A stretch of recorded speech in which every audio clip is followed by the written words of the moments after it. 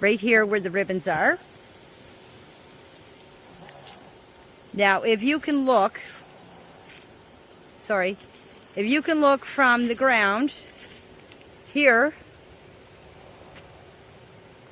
to here is where the blanket was found, on that branch right there.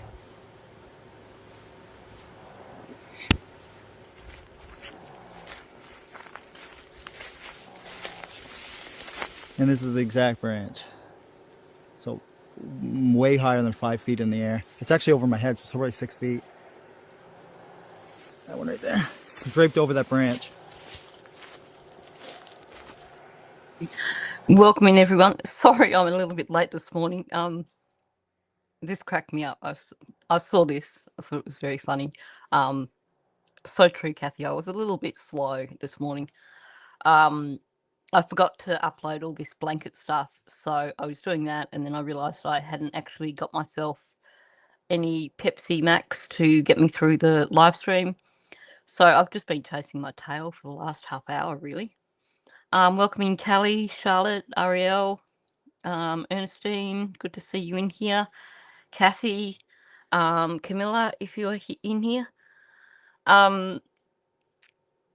So as you can tell, part of what today's thing is going to be about is the blanket.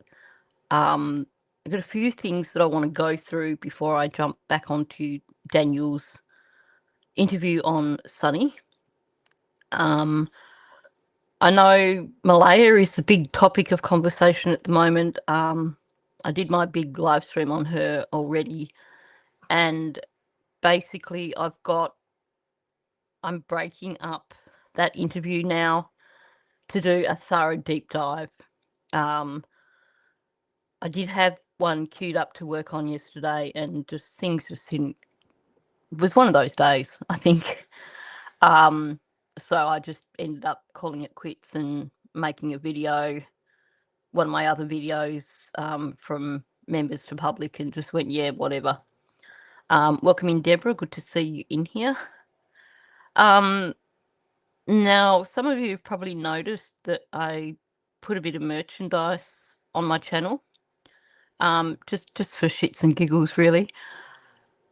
Currently, I'm trying to look into, I'm trying to see if there is also a Canadian alternative that I can simply link in my channel.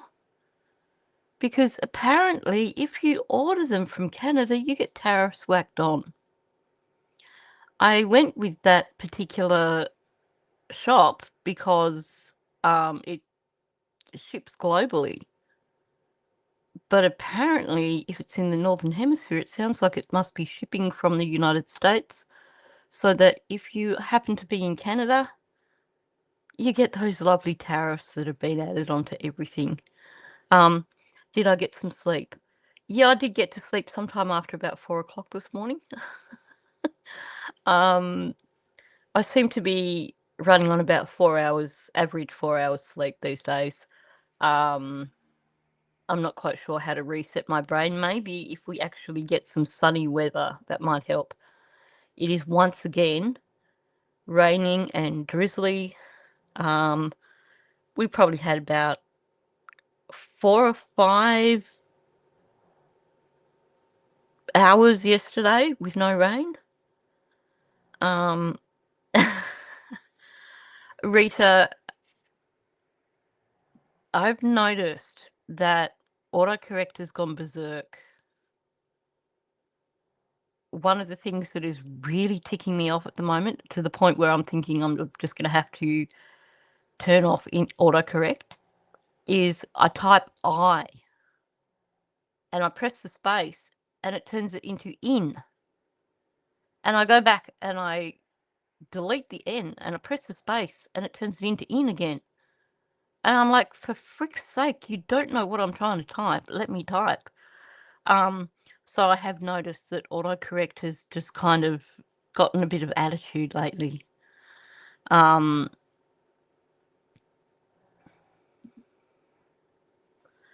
Yeah. It was a bit of a I felt a bit like Mackenzie Sharilla. I half expected her to turn around at the end of the interview and say to Cheryl or someone, "Did I put that across right? Did I say that right?"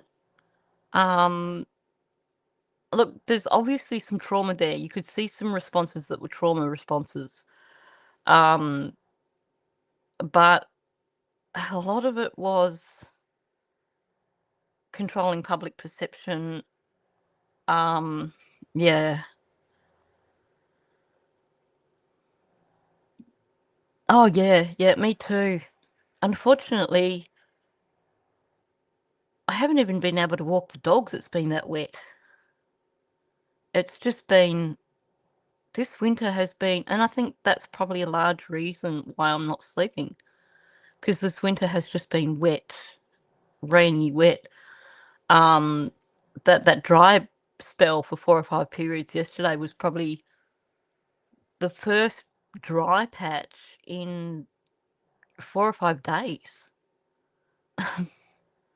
It's insane, and I'm sure that's what's screwing with my sleep patterns, because normally I'm not too bad in winter because we get so much sun here. But honestly, if I could hop in the car and head north right now, I would.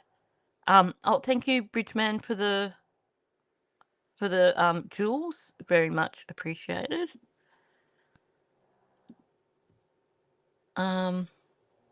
Yeah, gotta love those Trump tariffs. And I'm so glad that here in Australia, our fuel prices are just about to jump up another 20 cents a litre. Because everybody wants to pay over $2 a litre for fuel. It's not like not like we want to go anywhere. And who doesn't want their grocery prices to go back up again? Will go up even more. Sorry, a little bit of snark happening there.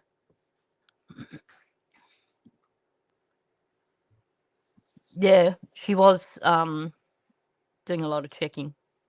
That's for sure. There was definitely a lot of looking to the side to see if things were landing. I have a lot of questions for Malaya. A lot of things that I'm not satisfied with. $70.2 per litre. That's well, it's still crap. But at least it's below $2, hey.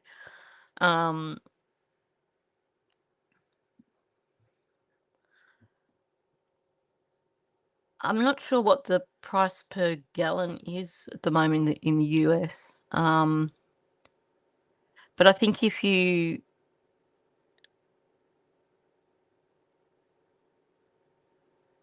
I think if you do the calculations, it's actually fuel is cheaper in the States at the moment. I may be wrong. And it's a while since I did the calculations. But I think we're all paying through the nose right now. It's oh yeah,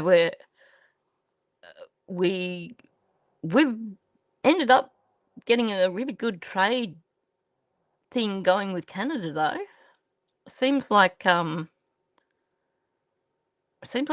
and Australia are really shoring up their trade deals and things like that. We're also really solidifying our trade deals with India, Japan, places like that. But yeah, it's certainly having an impact. $3.99 a gallon. I can't remember what that is in terms of litres.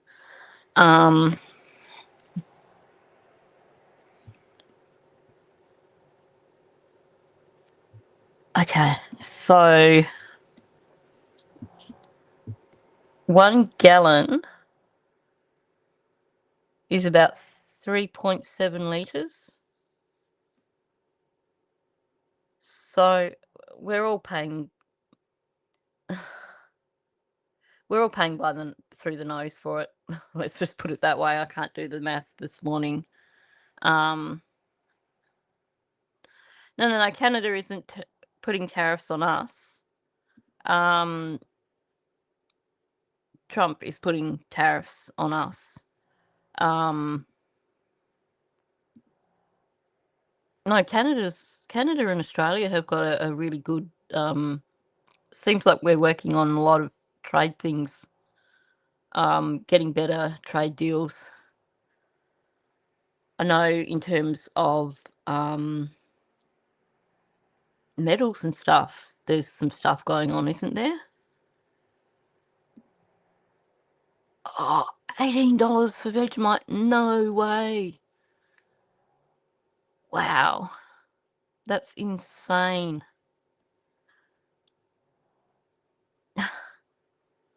I'd struggle. I'd be asking for a care package, but then sending things from Australia like now is so ridiculously expensive. I used to do, or used to try and do monthly giveaways with pendants that I make out of polymer clay, and I can't because I can't ship them to like Canada or the United States because it would cost me like $40-50 to ship. It's just got insane. Is it tasty? That is the eternal question. I love Vegemite. I love Vegemite on crumpets where you lather them with butter, and then you just put a nice layer, like, thin layer of Vegemite on top. It's tasty if it's done right. If you put too much on, it'll like make your brain explode because it is very salty and very strong. But if you do it properly, you do it with a decent bit of butter and you just do a really thin layer of Vegemite, then it's perfection.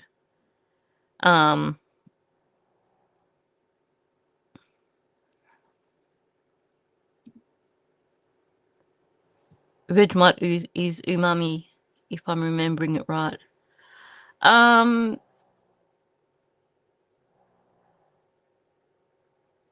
my brain is trying to access the Japanese word in terms of umami. But are you trying to say yummy?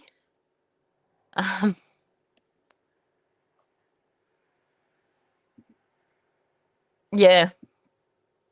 I see so many instances of people who don't understand, who try to put Vegemite or Marmite on like it's peanut butter. And then they're like, oh my gosh, this is so gross. But it's like literally a thin smear that you put on. And you've got to do it with butter. If you have a bit of a sweet tooth, then you're probably going to like Marmite better.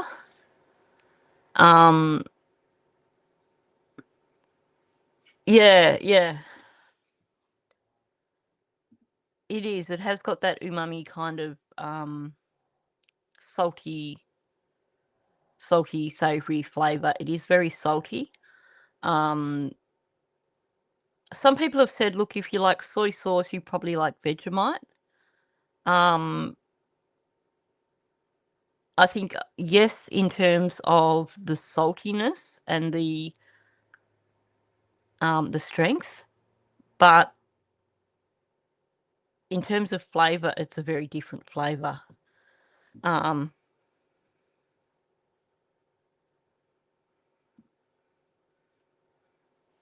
Yeah, you could do that. Blend it first with butter. But I think the best way to go is to basically put the butter on first and use that to just kind of spread the Vegemite in, because I think it is so thinly spread that if you tried to blend it with butter, you might still make it too strong. Thank you for the jewels, Terry.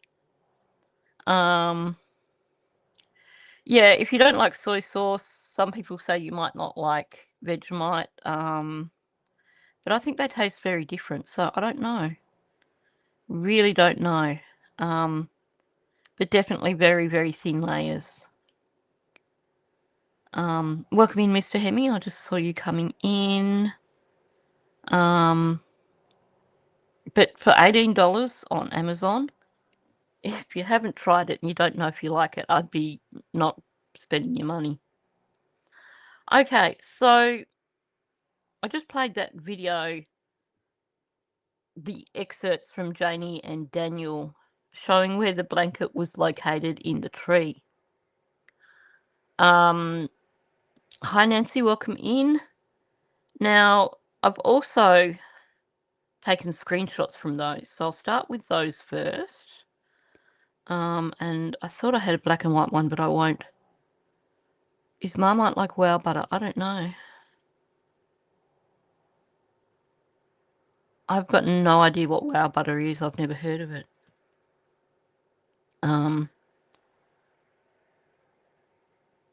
Marmite's kind of black, salty stuff with a little bit of a hint of sweetness. I did, and I've got part of that loaded up to show, which I'll get to in just a moment. So let's keep pushing on. So first of all, this is what Daniel showed in terms of where he believes the piece of blanket was. So kind of a thinnish branch. Now, I didn't see, I'll just replay the videos because I didn't see if he pulled it down when he showed it. Just replay that part of the video. Where the ribbons are. Now, if you can look from the ground,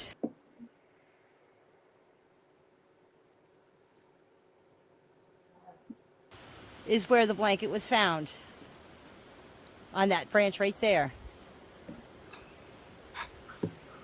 Sorry, we'll get to Daniel's bit in a moment.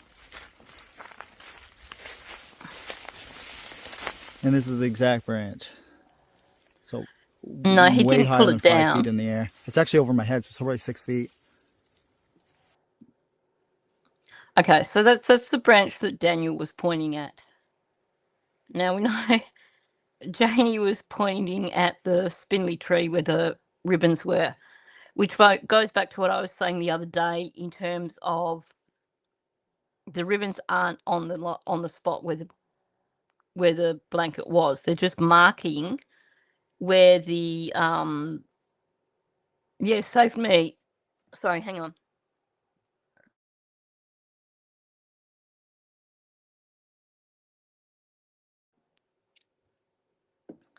Oh dear, sorry. I couldn't find the exact one, and there was one on eBay, but it was in the United States. So if I was going to get it, it would have cost me over $100. There were ones that had the same like grams per meter in terms of the thickness, and appeared to have the same material. But if you're going to do it, you're going to do it right with the right blanket. So kudos to Mike for that. Okay, so there's Janie's branch. There's Daniel's branch. This is the one that Daniel claims the blankets were on. The piece of blanket was on. Even though he points out that he never saw the blanket in the tree. Now, bring this up. Maybe Mike bought the one that was on eBay. I haven't looked to see if it's still there. Now, when you look at this, and I have put all three together, which I'll show you in just a minute, you can see that the branch that's going across under the blanket is much thicker, and it's not coming outwards. It's not pointing out like the one Daniel was pointing to, and it's in a deeper part of the bush, like it's got more branches and stuff around it. So let's look at those all together, if I can find it. Okay, so Daniel's looking at a branch that, when you look at the size of, when you look at the blanket, for starters, the big branch down below the blanket is thicker. It's more inset. There's far more like branches and stuff around it, like it's further in, closer to the trunk of a tree, I believe. Janie's, we can just discount that completely. When I looked over Janie and Daniel's videos, I could not see this location where the blanket actually was, which to me says that, given that at the time they did their videos, it was all the little shrubs and bushes on the side of the road had grown up quite a bit. It does make me think that Hayden is correct in saying that it was about 3.5 foot off the ground, because in the location of the markers, it wasn't immediately visible. So to me, that says that it is lower down. Yeah, Daniel is literally beating around the bush. I think he's looked at the picture and he's gone, oh, look, there's a branch that goes sideways. That must be where it was. But there's no way that we're looking at the same location. Oh.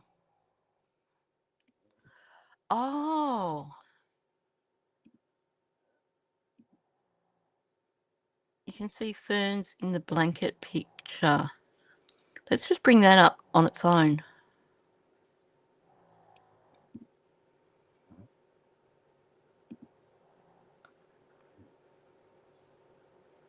Yeah, it does seem to be much lower down. Oh, you mean on the right-hand side here? They are. Good catch.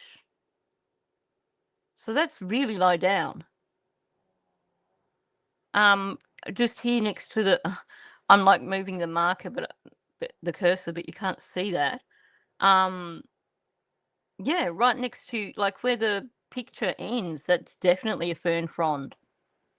That's not part of the tree. So this is really quite low. Good catch. So yeah, no, Daniel's completely, yeah,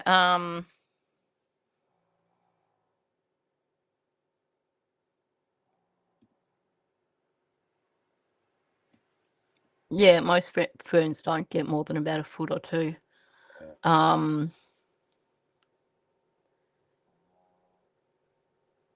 I could see if the ferns were sort of on the bank side and the tree started lower down, then yeah, they might, go up a little bit higher. But you're really not going to get, this is not going to be more than 2 or 3 feet, that's for sure. Yeah, Daniel's saying it's 6 foot, and people have accepted this based on this video that he gave DT, and now he's convinced and he's telling everyone it's 6 foot up. But no way. Good catch on the ferns. That's definitely. There are tree ferns in New Zealand that are 30 feet high. Yep. We have those ones, like in Australia, you get the ones that have got the big fat trunk on them, and then they've got the fronds really high. But if you're looking at these sort of ferns that are just like, the little branches that come straight out of the ground, they're not going to be very high. And welcome in Karen and Cool J and Princess.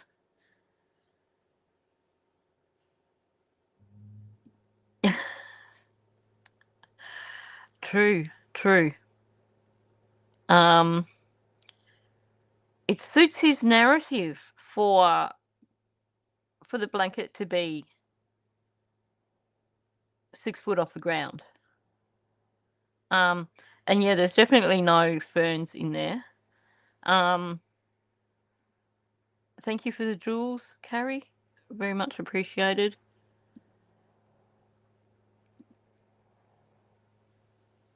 Yeah, I think all he's seen. Well, he himself has said in the Turkey show. He said he's never seen it. I'll put that back up. He said when he was talking to the other Daniel that he's never seen it. He didn't see it in the tree. So he's full of it. Welcome in, Brookie. Good to see you. Yeah, that's the whole thing with his narrative.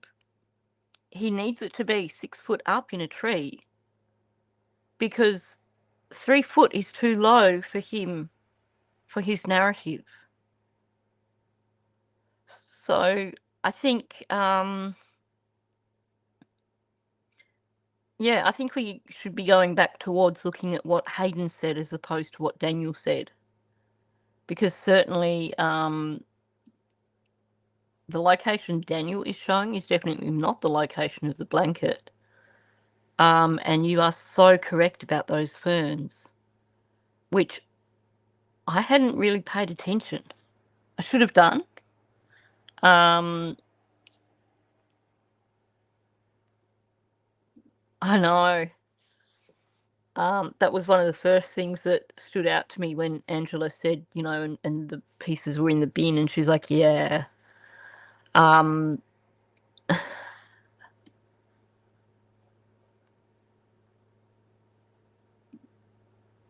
Yeah. He says where it is. Just play that little bit again. He sounds so very confident. Over that branch.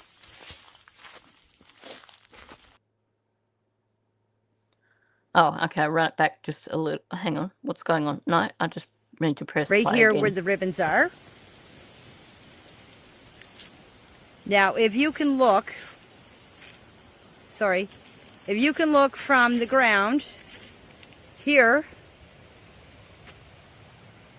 to here is where the blanket was found. On that branch right there. Yep, Janie, sure it was.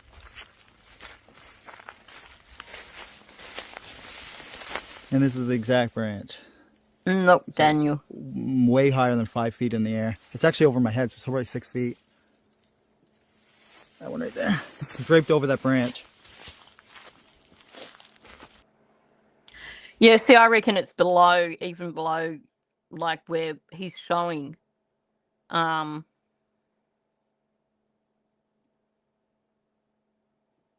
Yeah, I think if you went down below the level of the road, I think that's where you would see the ferns, in my opinion. You've got to be kidding me. Sorry. Please tell me there's not going to be that buzzing noise outside my window for the entire live stream, because it's driving me nuts. The story of my life, that the council come up and start working on something right outside my house. Now I have run this forward, and I'm going to... Now I need to change the banner here. Once again, I don't think Daniel did get that branch right. It's not even the right thickness. There's far more bushes around it, and there is the bracken. You can see bracken on the right hand side there. The one that the blanket is above goes sideways, like the one he was holding comes out a little bit.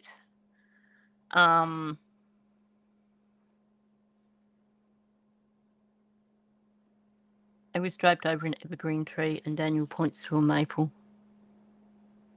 Yeah, it is a more bushy kind of tree as well, isn't it?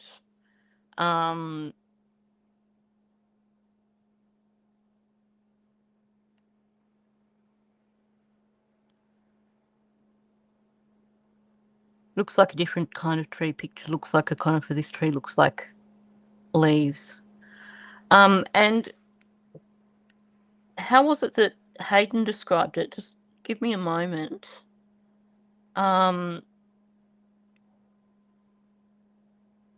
Just going to scroll back down into the documents. I should have had these. I should have had Hayden's thing there, which would have been a really good idea, but I was so busy getting organised. Okay, let me see.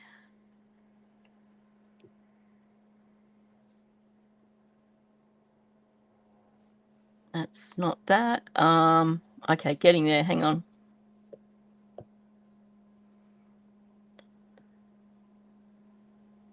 I really should just have these there where I can grab them when I need them.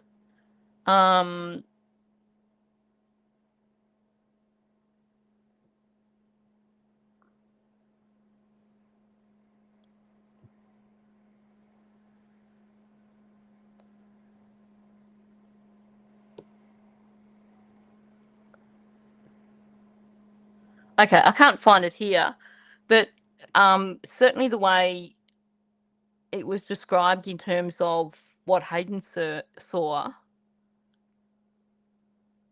sounded different. But no, I don't believe that this is the same. They're very different angles as well. The leaves on the tree with the blanket is a balsam fir. Yep. Thank you, Karen. Welcome in, Belinda. Good to see. The green needle tree is a fir tree. Yep. Fir tree and then a deciduous tree. Yeah. Hayden said 3 to 3.5 feet from the ground. And the type of tree was named as well, but I'll be buggered if I can find. What have I got here? No, that's not that either. I thought I had the things in a folder, but now give me half a minute. I'm just going to... My battery needs to be changed on my iRig. I thought I'd changed it. Sorry.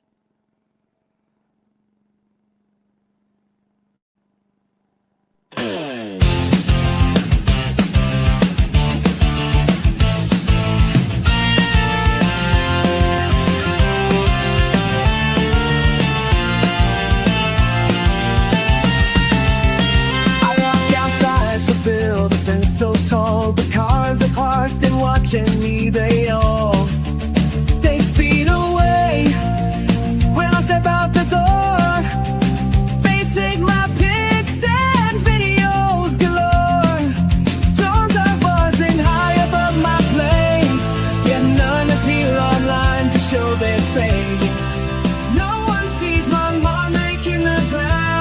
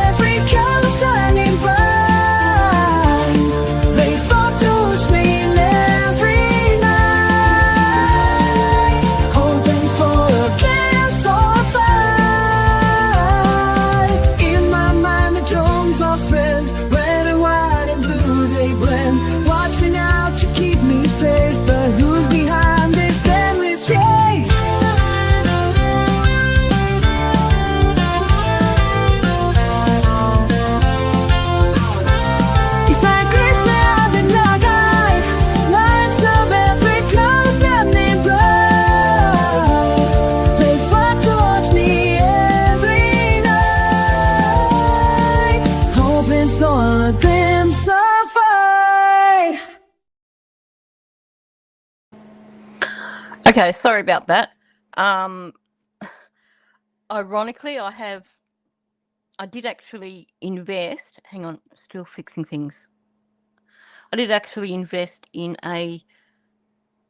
in some really good equipment, and for some reason my MacBook won't recognize it, so I'm still stuck with a cheapo iRig, which was only like $120, and I think I need to buy new rechargeable batteries for it because they're dying quicker.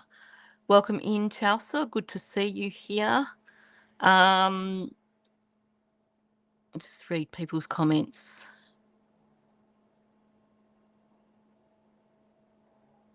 Describing as a Christmas tree is more accurate than the tree that Daniel said. He didn't actually. Okay, I'm in the documents now, so I'm just going to scroll down and see what it was actually. Okay, let me see. Bear with me for 2 seconds. Okay. They came out of the woods, said they saw the pink blanket.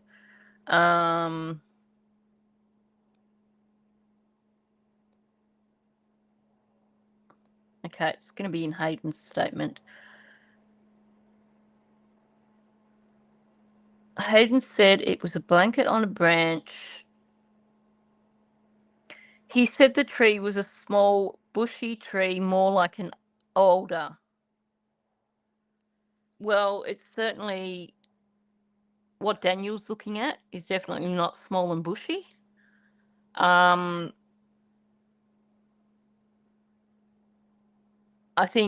mean, what we're looking at here, I think there's branches of other things going through as well. But certainly what Daniel was claiming is not a small bushy tree. Now, here's where I have to eat humble pie.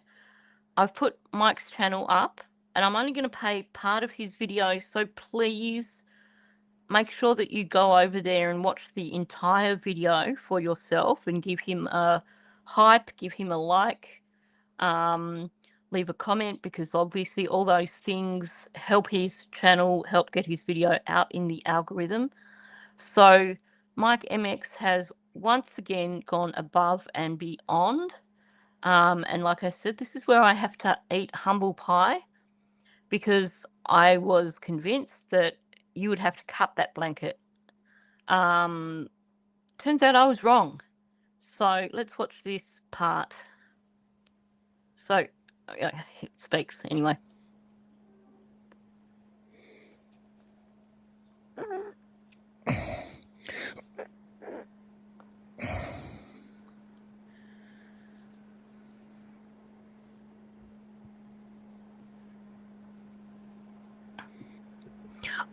I'm just going to say, Mouse would deal with this really quickly. Just looking at the way Mike is manipulating the fabric, the trick is, and this is something that Mouse has taught me, what you have to do is you actually have to suck on the fabric for a really, really long time until it gets really, really soft. And then you can get your teeth into it, and then you can rip the crap out of it. Mouse knows this because he did this with my doona, or duvet as people call it. He has done this with countless doona covers. He has done this with several dog beds, and he's done this with his Beanie Boo toys, because one of his favourite toys is the big eyes that are in Beanie Boo toys. So he likes to be able to rip the eyes off and play with them. So let's keep going.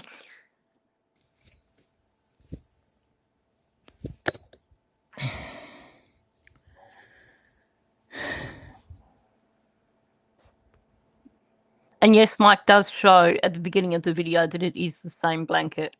But like I said, I would prefer people to go and watch the entire video themselves rather than me play it on here and then people go, I don't need to go over. So please do make sure you go to Mike's channel, give him love, hit like, hit hype, share the video, and yeah, leave a comment for him as well, just telling he's a legend.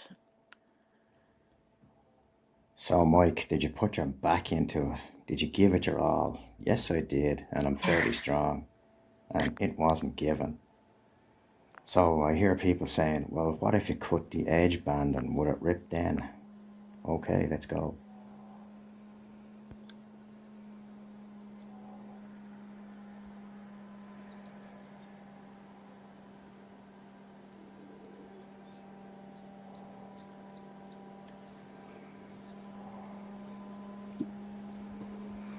%100%.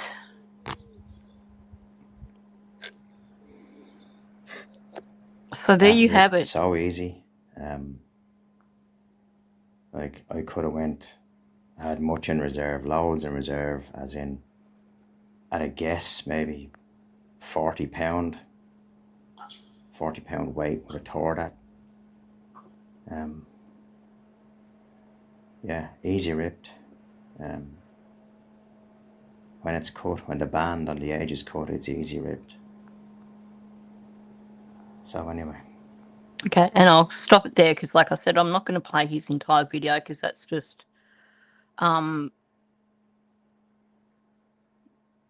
know some people do, but I just remember when I was first starting out and it was that whole catch-22 of a much larger content creator on one hand was getting great awareness for my channel, but because she was playing entire videos from my channel, it also meant that I wasn't getting as many views. So please do go over to Mike's channel at some point, watch that video in full right through to the end, because YouTube does actually pay attention to how much of the video you watch. I recorded that so that I'm not actually messing with the algorithm, stopping partway through. But please go watch it all the way through, hype the video, hit like, leave a comment, tell him he's brilliant, thank him for advocating for Lily and Jack, and share it, because it's certainly given us one answer.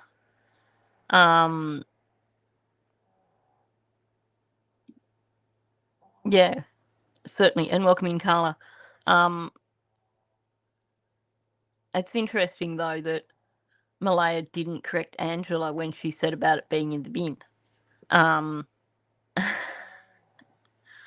Oh, they're gorgeous at that age, aren't they, when they're sucking on everything?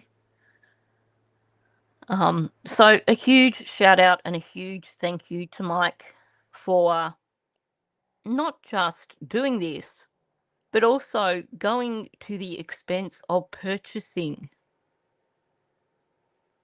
an identical blanket so he could get answers for us. Now,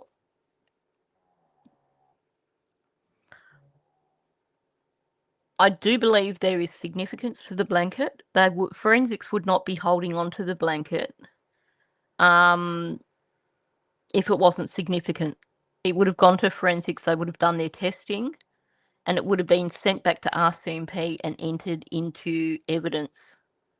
So the fact that they are holding onto it at the forensic lab means they're holding onto it for potentially for future testing, and for preservation of any additional evidence that might be on there. Whoops. Yep. So it could be ripped, but you had to actually cut the binding first. Certainly not ripped by accident. The binding is, I believe, Mike will have to tell us, but I believe that the binding is quite strong, is quite well sewn on.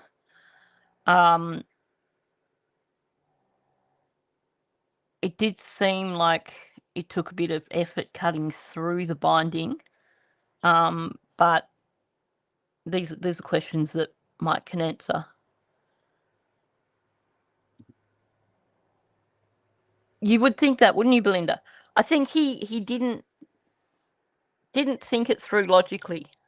So that video that I put out with all the clips about the blanket, he was telling the news media straight after the information came out about the blanket, he was showing them the bin down by the road and inferring that that's where the piece of blanket had come from.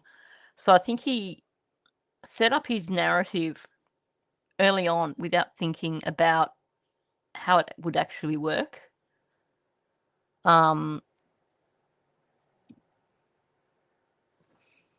Yep.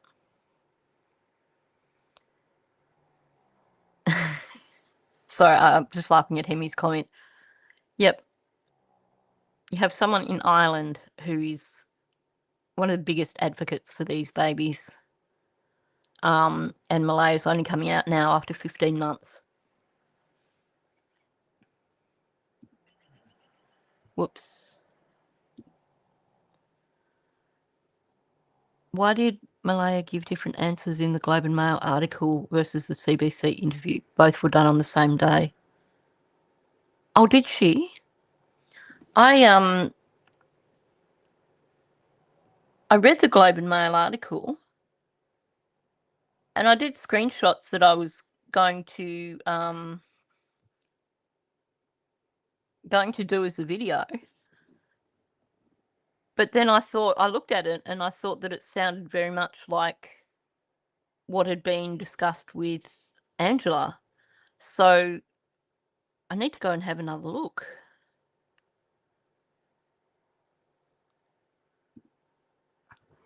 Yeah, there were certainly instances where she said things that sounded so much like Daniel's narrative. Yeah, I've got a Rochelle fleece blanket here, and the binding has come away from the edge. But where the binding, and maybe this is another job for Mike, if possible. Hang on, let me have a look at the binding here. Okay, the next challenge for you, Mike, is to unstitch some of the binding from the edge of the blanket, just in one spot,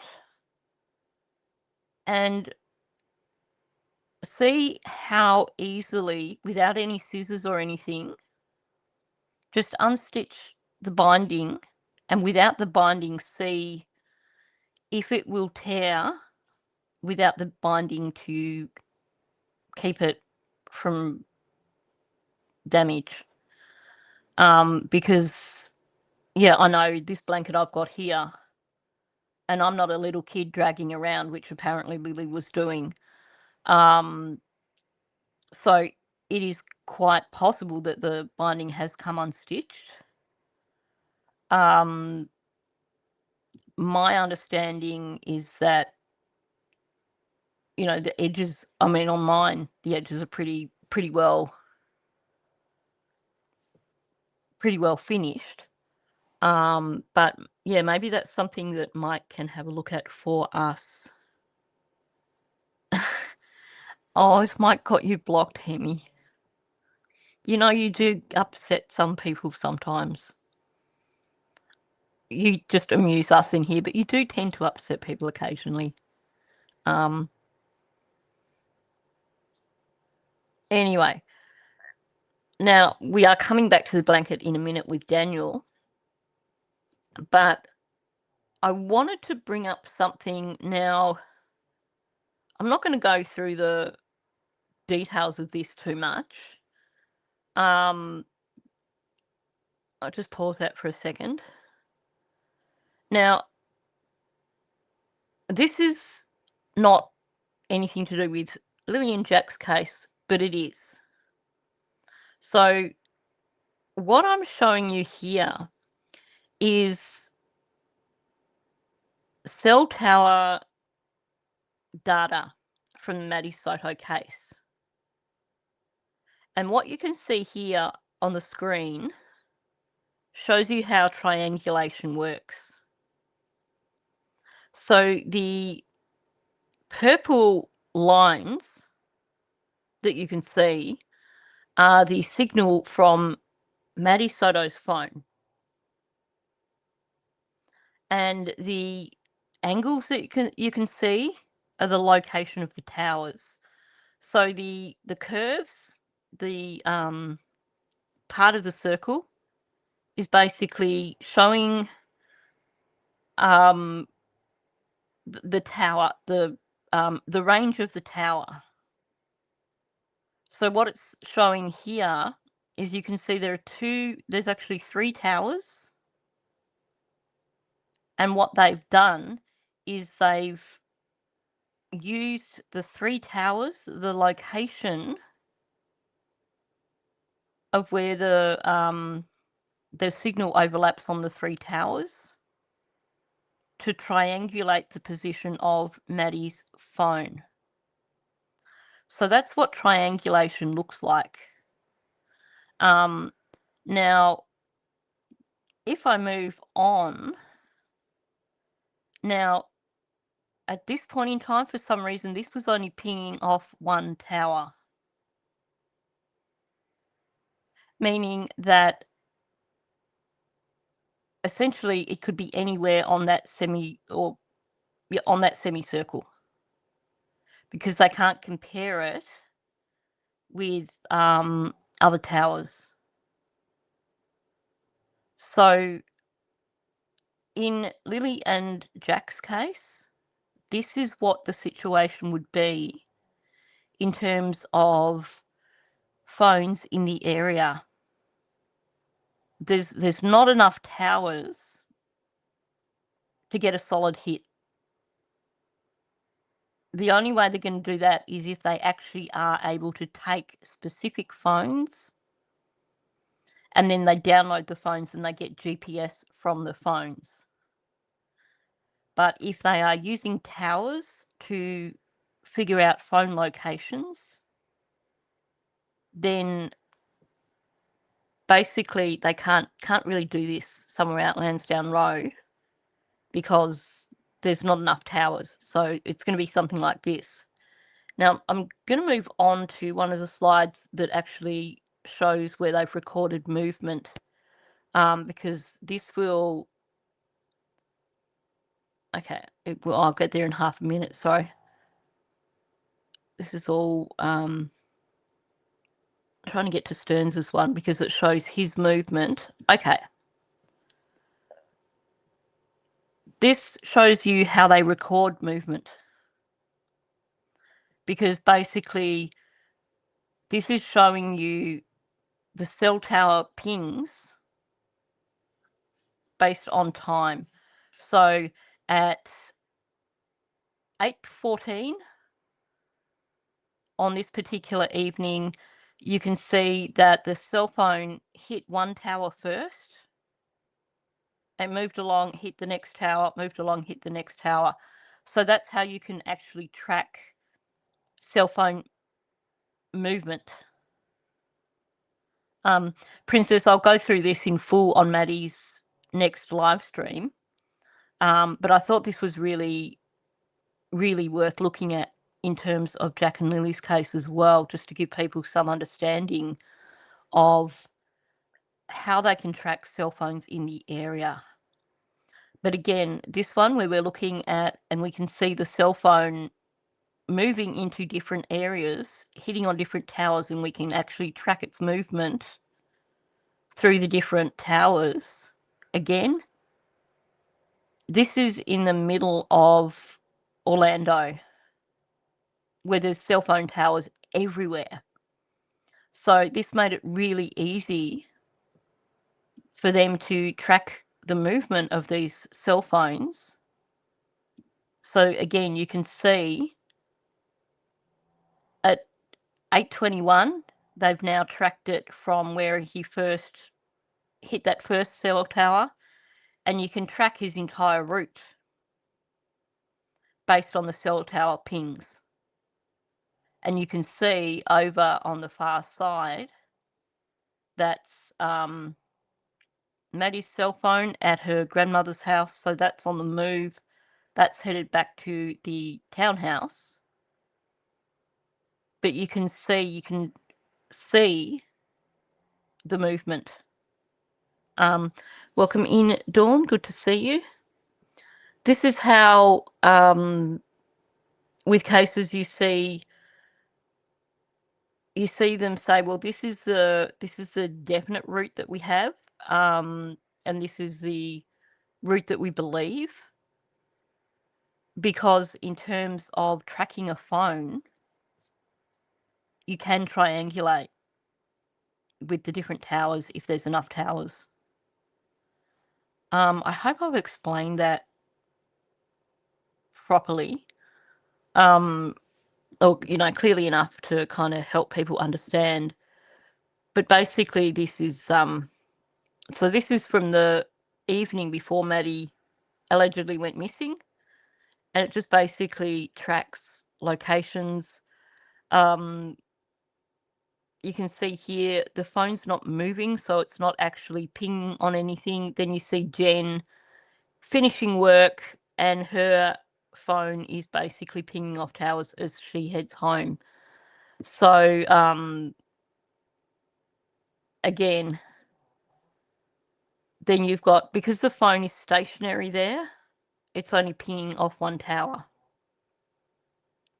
But obviously they know at that point, because they've already triangulated it, they know that it is back at the house.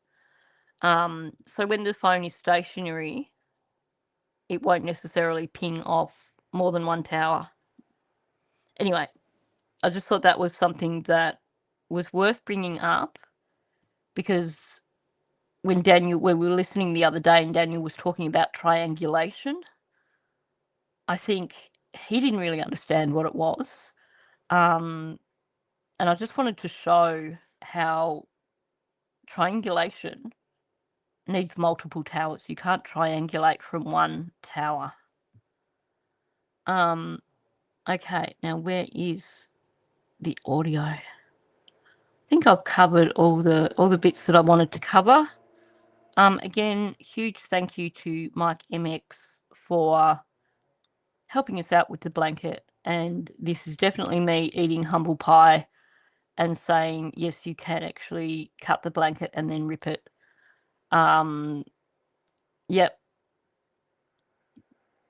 And that's the thing, on Friday, neither Jamie or Daniel had their phones with them.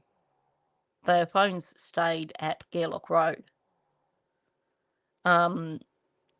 He took his phone with him on the Saturday, according to him. But again, they won't be able to track his exact movements on the Saturday because of the limited number of cell towers. However, like I've said before, I believe that with the amount of footage they have from helicopters and drones, that it probably doesn't matter that he didn't take his phone with him on Friday and Saturday, because I would imagine they probably mapped out a lot of his movements for Friday and Saturday anyway, using footage from the drones and the helicopters.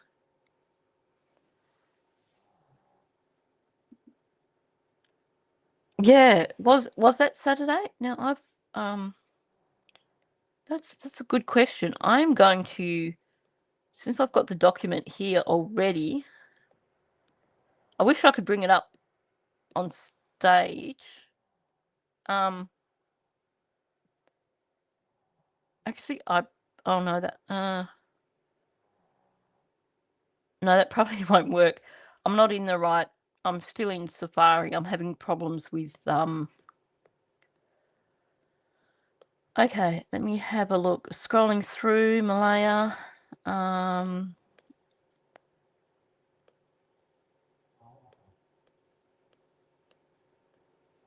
looking for Daniel right here.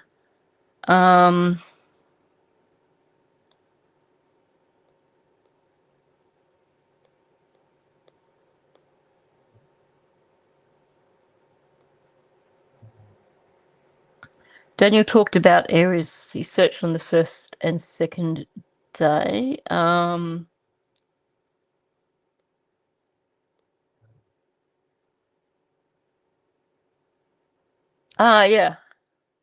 At one point on Friday, good catch. I hadn't realised that.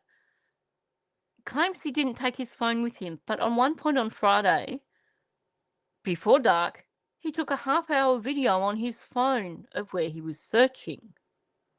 It was a steep part of a hill, and he does not think Jack and Lily could have gone that way. He was using the flashlight on his phone to try and see in culverts, but he didn't see anything in the water.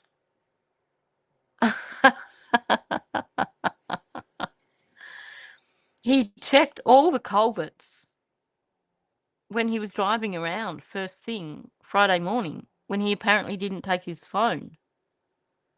Like, that makes sense. So true. That is so true. I really need to go and have another look back through the documents. I've focused so much on audio and stuff that I tend to just go and reference the documents when I'm looking for information. But I need to go back through Daniel and Malaya's statements, I think. Certainly now that Malaya's come back out. Yeah, he totally forgot that he told them he didn't take his phone on Friday. Didn't take his phone, but he filmed it. He used his torch to see in all the culverts, and he filmed a half-hour video. Yep. You're a winner, Daniel. You really are.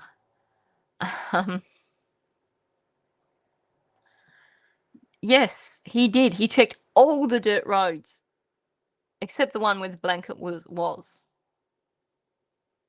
Another good point. He is special. He really is. He's truly special. Gotta love it. Okay.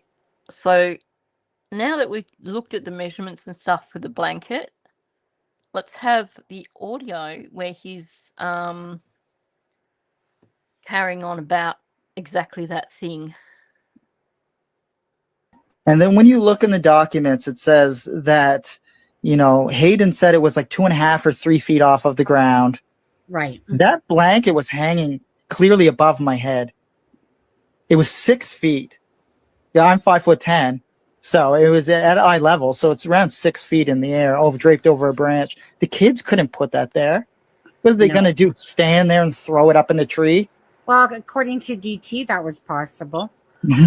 That's some birds. And also, DT got stuck on these things where I don't want to speak bad on DT. Yeah. Daniel's upset now because DT clearly went, yeah, nah, I've had enough of this. We all have squirrel brains at some point in time. Yeah, he never searched the pipeline. He actually never saw the blanket in the tree. What did he say about Hayden? Did he quote him wrong? The documents say 3.5 feet, don't they? What did he say? And then when you look in the documents, it says that, Hayden said it was like 2.5 or 3 feet off of the ground. Yep. Right. That blanket was hanging. Yep, he's so right, Mike. I didn't have that part of the transcript because I kind of clearly screwed up, as I do. But yeah, he's misquoted Hayden. He does that a lot. He will tell you something is in the documents, but he'll misquote it to suit his narrative. Oh,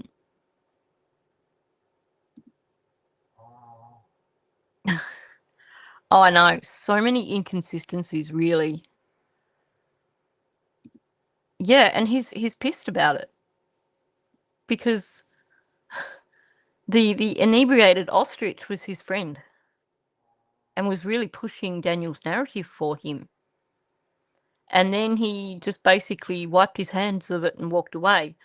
So Daniel's a bit bitter about that. He searched everywhere, but really searched nowhere. And he took his phone, but he didn't take his phone. And now he's trying to gaslight Hayden. He's trying to say that actually it's Hayden's way wrong because, it wasn't 2 foot off the ground. But at the same time, what he's saying is also not factual. Daniel's little treasure map, yeah. That would be interesting.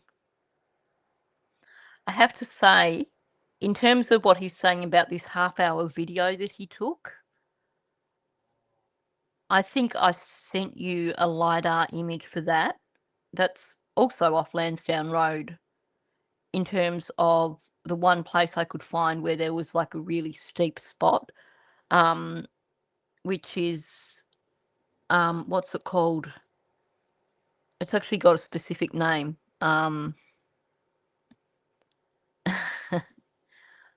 Yeah, to show all the areas that he searched.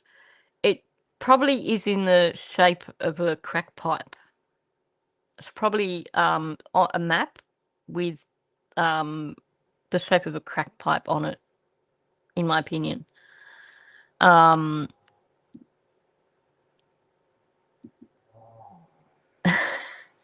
Yeah, that too, I think. I think they were definitely on the move on the Friday. Just the thing that has always stood out to me is Janie talking about heading up through the woods, and she met Daniel up on that road. And I don't think that's a coincidence. And I don't know if that part of the story has been put out there because someone saw them and they've been asked about it. I don't know. But that's no coincidence, in my opinion. He told you about drawing the map as well. Yeah. Doesn't he say something in one of his conversations as well? Like, almost like he's drawn a treasure map or something crazy like that. The thing is, when you listen to his descriptions of searching on the Friday morning in Malaya's vehicle, they change as well. So his map would be very interesting. Yeah, the map would be more of a case of don't look here. But, I'm pretty certain that the RCMP have probably made a map of their own based on helicopter footage, drone footage. Yeah, under tree cover, they probably wouldn't have been able to spot him so easily. I think Janie and that out on the ATV would have been easier to track. But I do think they would have been able to spot him a lot of times in that footage.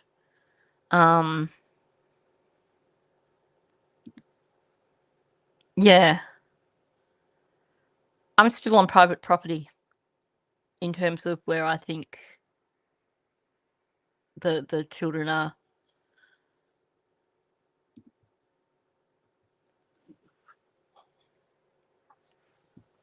100%, Charlotte. Oh yeah. They would certainly. There would have been reasons for him marking what he marked on the map.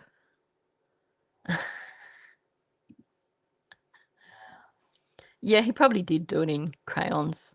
Actually, whoops. Maybe it looks like. Have I got that image on here?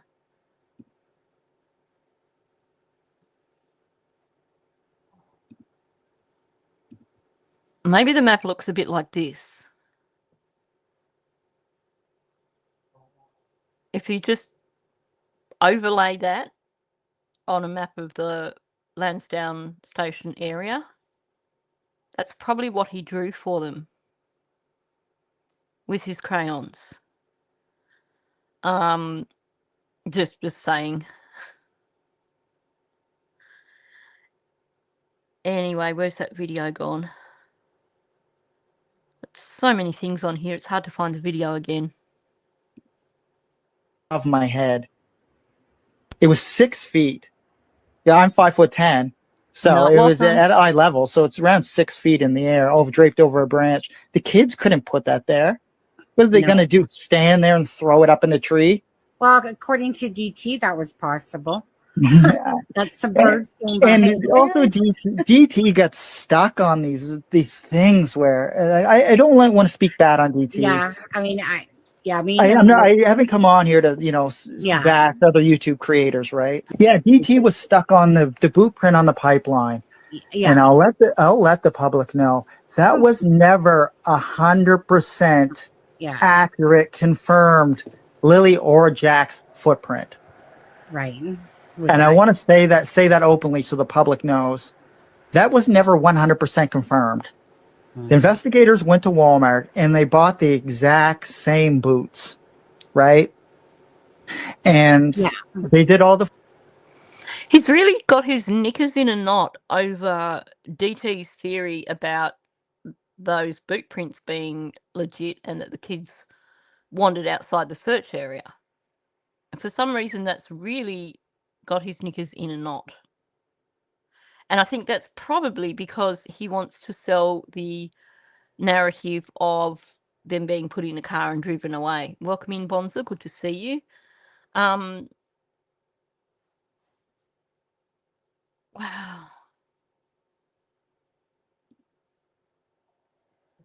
I kind of don't think of things like that as happening in Canada. It's kind of like here in Australia, you don't think of that sort of thing happening. But yeah, that is such an example where they basically used the chopper to track him. There's a lot of videos online that you can find that show footage of choppers tracking people. There was a case that I looked at in connection with Kylie Rodney's case because the same coroner did a report on that case. And the footage that was released, you can see the FLIR images of people inside a house.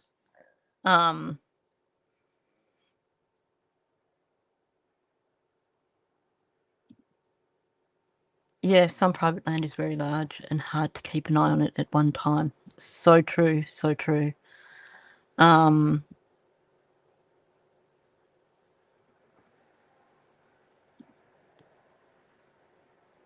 I haven't looked to see what he's covering lately, but he kind of very abruptly left.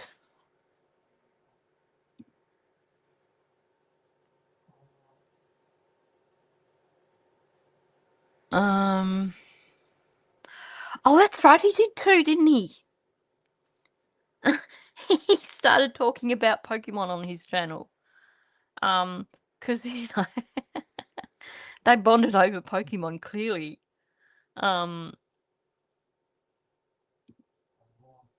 Malaya also told you they found bare footprints there as well, and she thought they were Jack's. That's interesting. I have to say, anything from Malaya or Daniel, I'm not going to put a lot of weight on.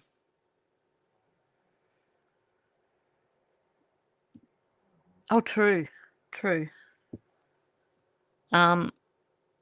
It was around that time, wasn't it, that Daniel's charges came out and he kind of went, okay, I'm going to quietly exit left because I've been defending him.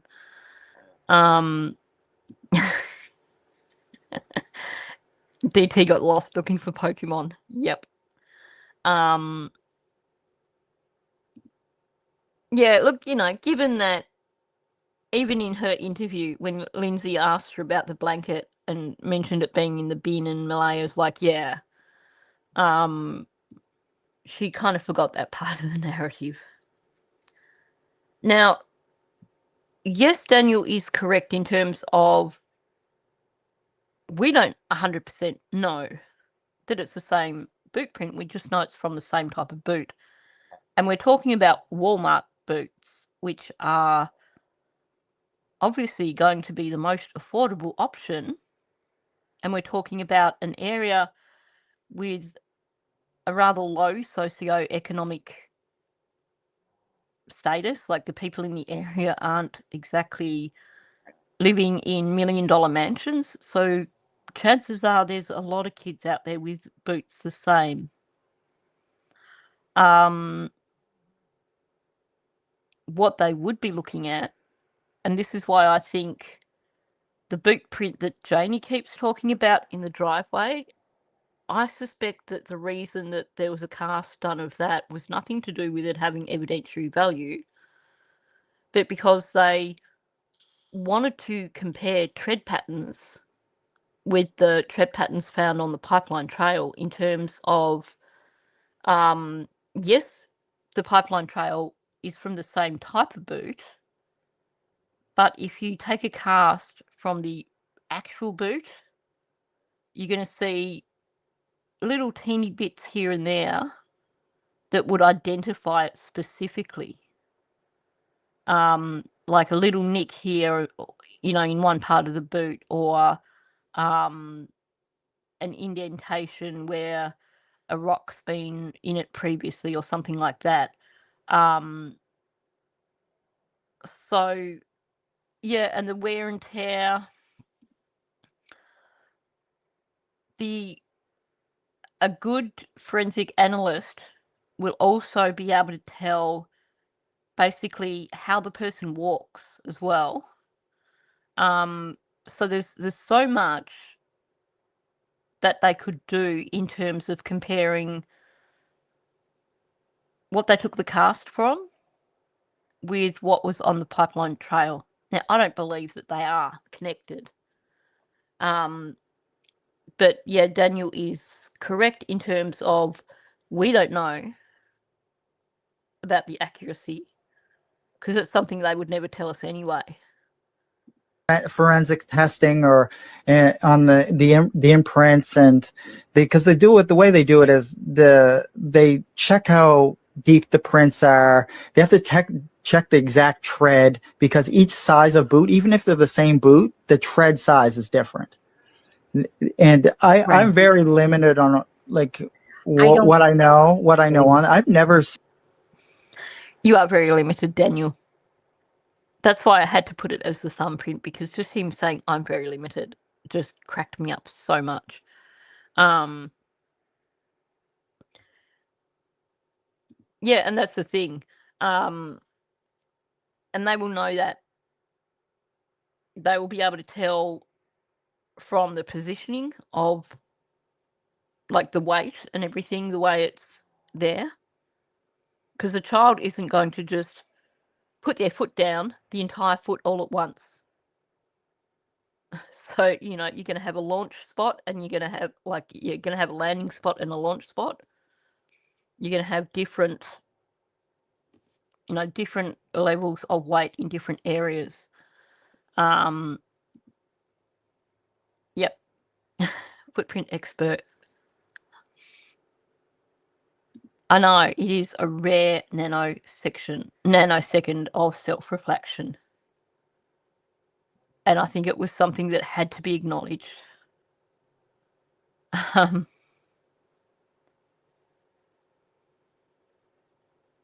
Oh, I know. I was having a rant about that earlier, Bonza. I think predictive text has just reached the point of being ridiculous. Yes. Now, this is what was being shown in the interview. That was my comment in my live stream the other night when they were saying, "Oh, Lily's Malaya's brought all these things for Lily," and they were showing this doll, and I'm like, "Nah, we've got photos of this." Yes, exactly. And they will certainly be able to tell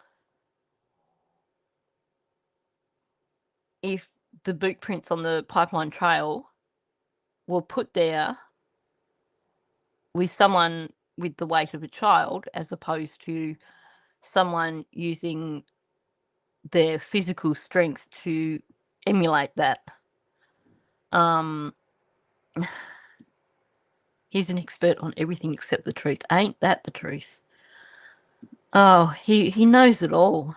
The actual boot print in person, right? I've only, ever heard about it, and I just so like yeah. I'm limited on what I know on it. I know the kind of the location from what investigators told me on it. I kind of know the location, but I've never seen the print in person, right? Given that RCMP are using their main, big fancy lab for the blanket, I would imagine that if there were any additional questions about the boot print, that they would have sent that to the big lab as well. So I think that I feel confident that they would be well and truly all over the boot print thing. But honestly, to me, the fact that neither Malaya or Daniel really want to really have very much interest in the boot print at all, that to me says the boot print is completely irrelevant. Sorry, just laughing. I don't know if you caught that. Mouse was barking at something in his dream. He was probably barking at Daniel. And he's distracted me. He just set the squirrels loose, so let's just keep going. Now, well, I was going to say, like the boot print, I actually don't put no mind or thought into the boot print. The blanket, different story. Now, I was told that forensics came back and that you were spoken to because of the fact that they believe that you planted the blanket and that you were called in. True or not true? I did do a formal interview on the blanket because they needed to know everything on the blanket, right from the origin, where it was bought, everything, the lifespan of the blanket, we'll call it, right? Yeah, he was searching flat out for like 2 days. He even did all the culverts and all the dirt roads and everything, but he didn't see the blanket or the boot print. Go figure. He's kind of being evasive here again. So she's asking him if he was spoken to because they believe that he planted the blanket, and he's gone off at a tangent. Welcome in, pretty birds. Good to see you. That is 100% what is going on. He's got so much time to do his research now. Whoops. Yeah, exactly. You don't see much when you're busy hidden out tweaking somewhere in the woods. So it's not surprising, really. Okay, so her question was simply, is it true that you were questioned about the fact that they believe you planted the blanket? Now, that's obviously speculation. No one has said that from the RCMP. What does Daniel do? He starts going, well, I did do a formal interview on the blanket because they needed to know the whole lifespan of the blanket. So, totally deflecting from the question.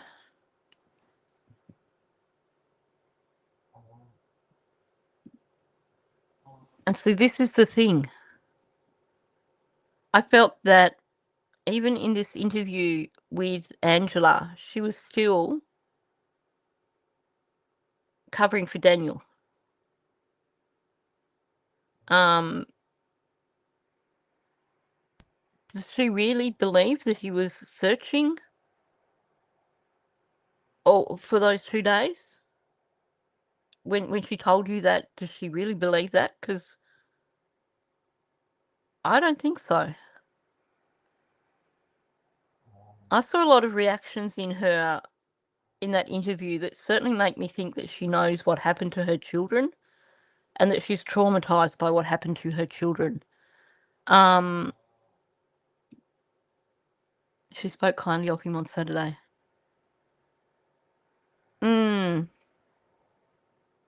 It's interesting, isn't it? That whole, almost like a Stockholm syndrome thing, because we know there was definitely not a good relationship between them at the time. But I just felt like she was still defending him over her children in that interview the other day. Maybe I'm wrong. And I haven't really dug into it. All I have is from watching it the other night, which for me was like, midnight.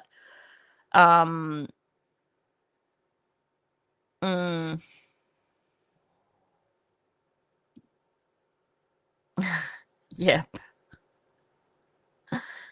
It's amazing what he can and can't remember. That's for sure.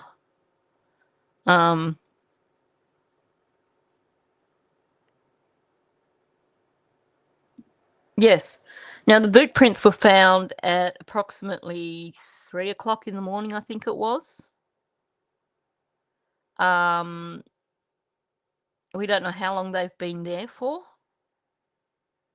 There was no scent. The dogs were there for, if you listen to this dispatch, the dogs were there for 4 or 5 hours going over that entire area where the boot prints were found. As soon as the searcher found the boot prints, the dog handler went in, and it was something like 8 o'clock in the morning that you hear them asking to be picked up again from the area. So, no trace. That they weren't there. I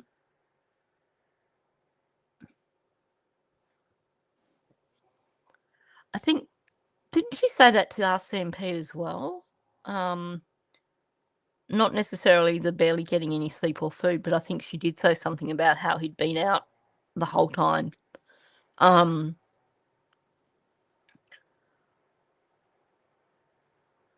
I can't go beyond thinking that it was a constructed narrative between them. There's too much we in their statements. We did that. We did this.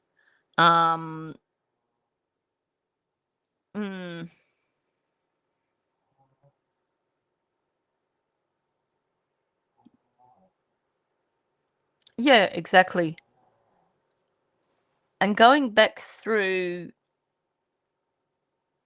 I think it was going back through Cheryl on Hidden in the Fog. I actually think that on the Friday,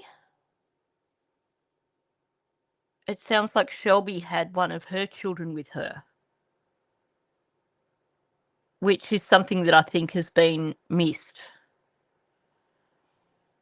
Because Cheryl talks about they were fishing, and they found out, and something about Shelby had to pick up her child first from like daycare or something like that before they headed out there. So even before you consider other people from the area, it sounds like it is possible that Shelby might have had her child there as well. Could be wrong.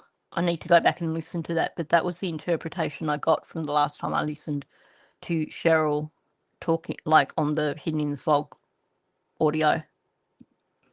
They brought me in for a formal interview on that because they brought Malay in as well. Obviously not at the same time, but they brought us both in. Obviously not at the same time. Yeah, sure, Daniel. Love how he has to throw Malaya into it as well. Well, they brought me in for a formal interview, but they brought Malaya in as well.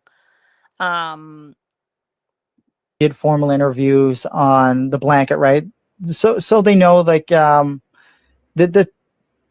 lifespan of the blanket or the blanket's timeline, we'll call it, right?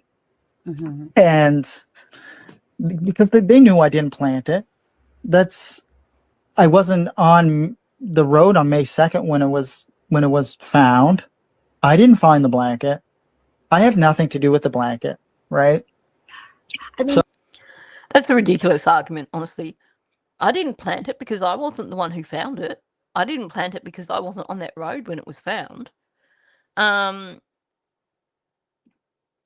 Yeah, good question. I don't think she actually mentioned who the friend was, but she certainly mentioned that there was a friend that she was speaking to on the Pipeline Trail who had a child with them.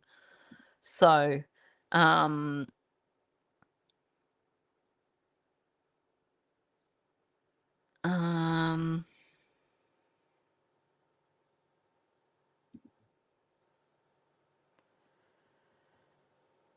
I think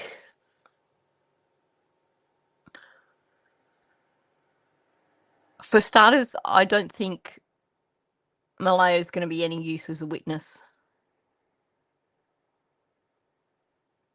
I can definitely see there's trauma over the children going missing. I believe she knows what happened to her children. I believe she most likely witnessed what happened to her children. But I'm pretty certain that there's a lot of things there in terms of mental health that's going to make it difficult to use her as a witness and could well make it difficult to prosecute.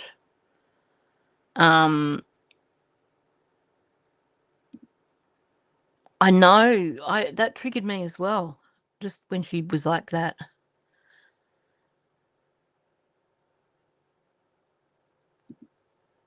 No, there's one moment in the interview when you get an extreme trauma reaction. If you've watched my coverage of the Biddy Porter case, and you saw where Dom was talking about something to do with the case, and his whole body was like tremoring. There's one point in the interview when Malaya was doing that.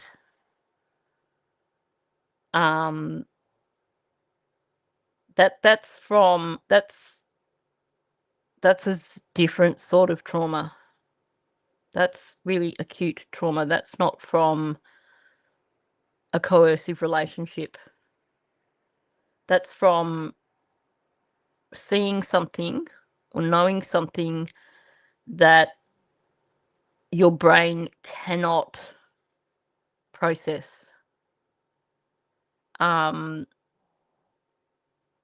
Oh, right. Yeah. Oh, so you are saying what yeah.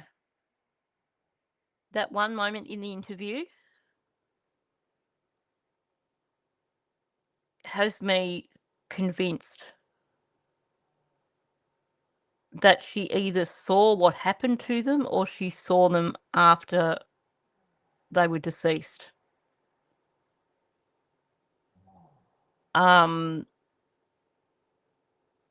You cannot ignore that part of the interview where it is such a clear, serious trauma response. Yeah, exactly. You're saying exactly the same. She knows what happened to those children.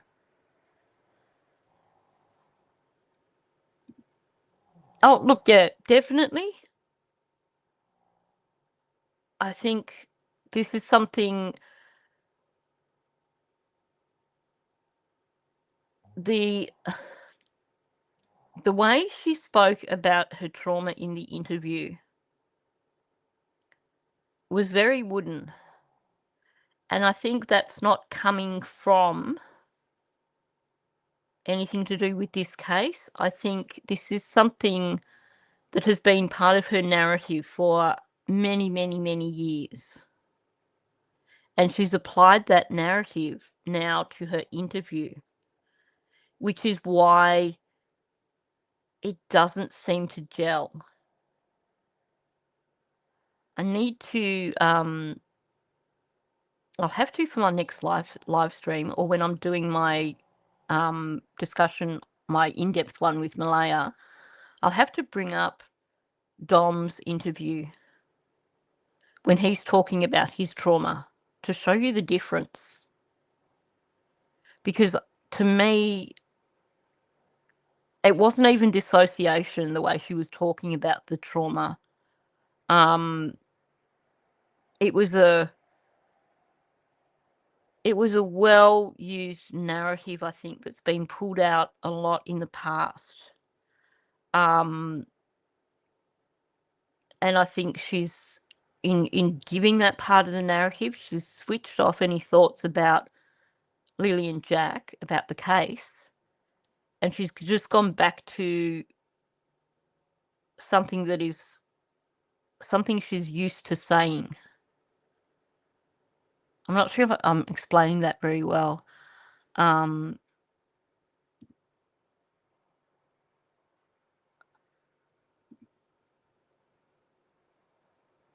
Yeah, exactly. I don't think she was responsible, but I think she definitely witnessed something. She either saw it happen or she saw the after.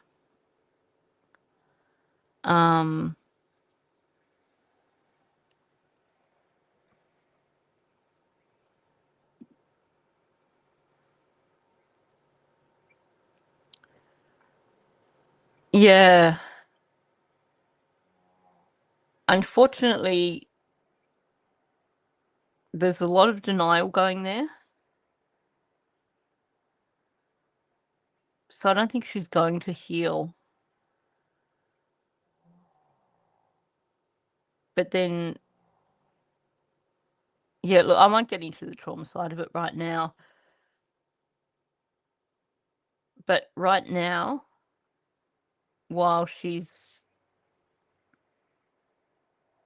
Yeah, no, I won't go into it right now. I need to be careful how I discuss that side of things.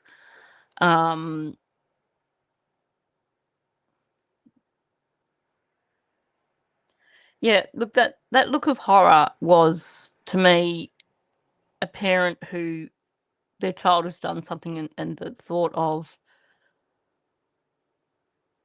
their own child was capable.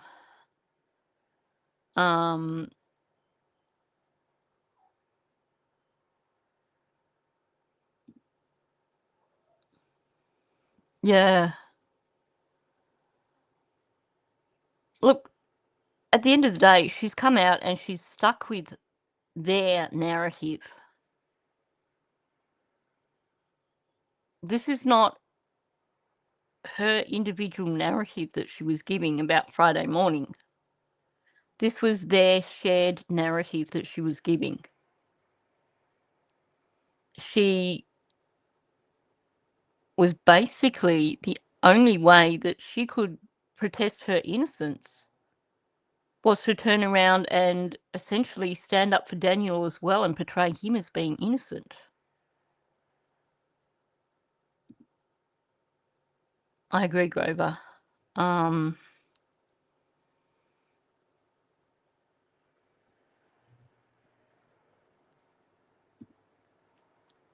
Yeah, look, I don't think it was premeditated.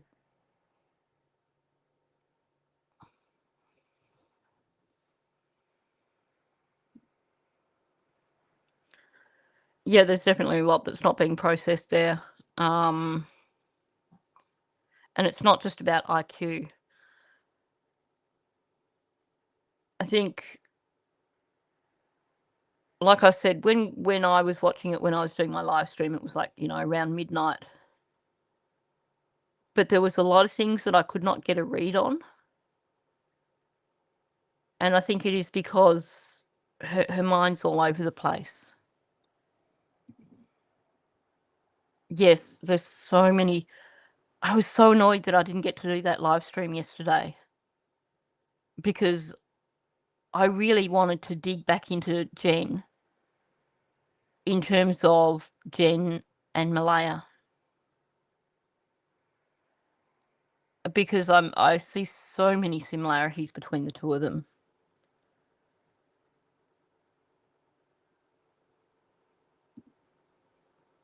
Oh, I have no doubt.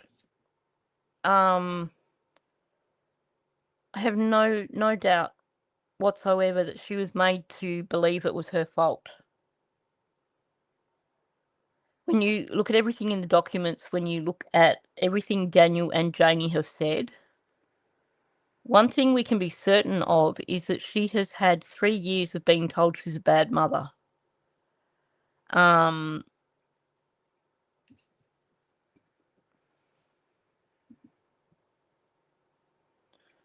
What we've got to remember too is that Daniel came out in May on Charmaine's channel and said that if Malaya speaks, he's going to weaponize what she says. And I suspect that a lot of her interview with Angela, I think that was probably at the forefront of her mind as well.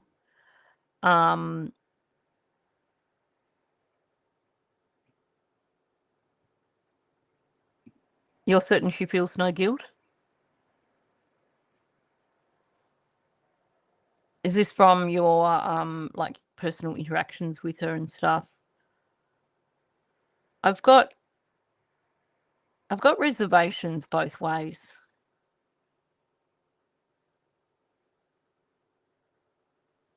Because either she's very, very manipulative, or she's very damaged, or a bit of both. I thought that I saw guilt reactions in her, but I'm going to hold my thoughts on that till I can actually sit down and just go through it at my own pace, at, you know, a normal time of day too.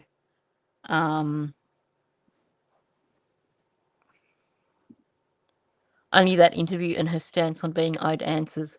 What's with that, being owed answers? Unreal. I think that's a line that she's probably, someone suggested that she use that,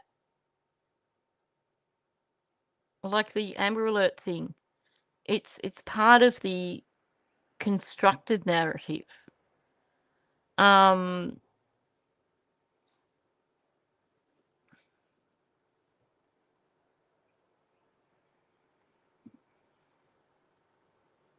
Yeah. Yeah, and I've spoken about that in past live streams as well. I believe, based on her background, I do believe Malaya does have complex PTSD stemming from childhood.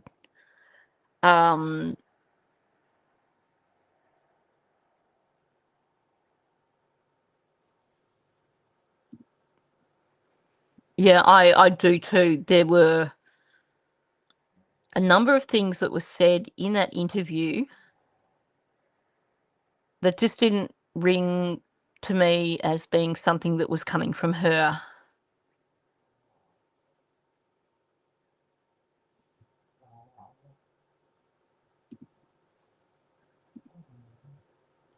She won't tell the truth while she's got people surrounding her and enabling her and protecting her. I mean, she was doing that interview with Cheryl and Angeline and allegedly Shannon, all sitting there observing. While she's got her bodyguards, she's never going to tell the story of what actually happened to her children.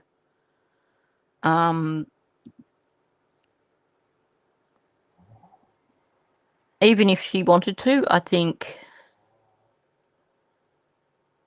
if she suggested that, she would probably be advised by her keepers not to say anything, in my opinion.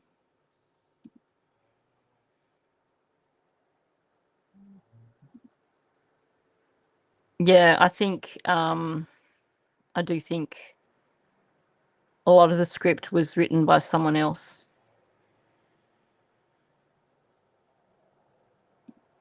Mm. Yeah, there were definitely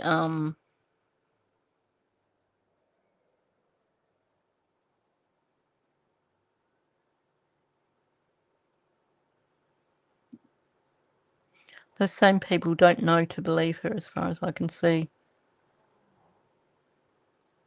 Yeah, I'm not sure.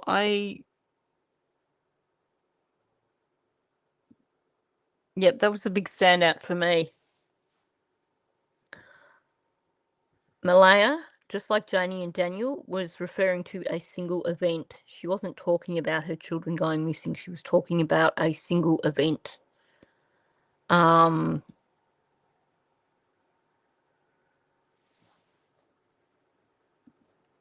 The snark in her voice when she said that, well, they now know. Like, I've told them. To me, that was her saying, they now know my version of what I've told them. But it also sounds a lot like the sort of arguments that you hear from Shannon on her channel.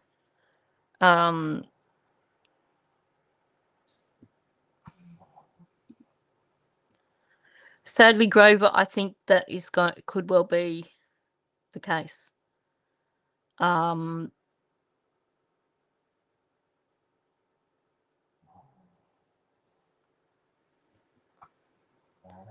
It's hard because there's so many things at play in that interview.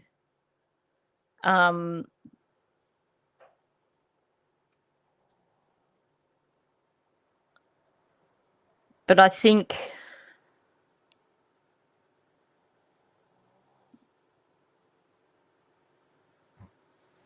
yeah, she was being very careful. She was being evasive. She wasn't being 100% truthful in that interview, I can tell you that.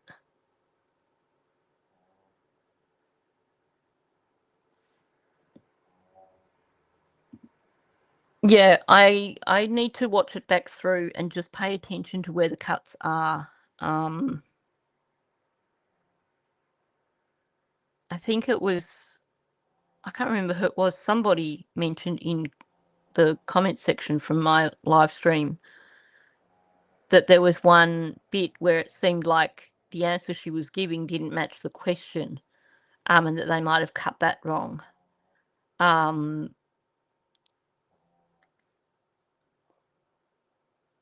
But the thing is,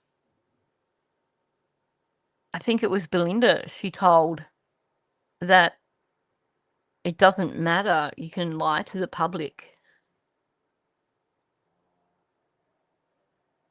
So I'm just getting a little bit frustrated with this narrative that's being pushed in terms of,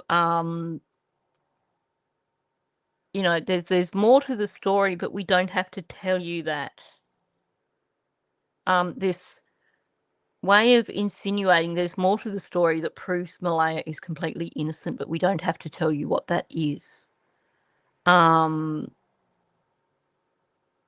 It really is a tricky one. But the thing that I kept going back to is her choices. They gave a shared narrative. And this interview that she just did, she went back to that shared narrative.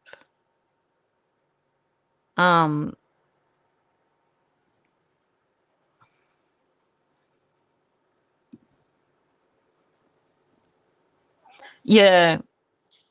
And that was where I struggled too, because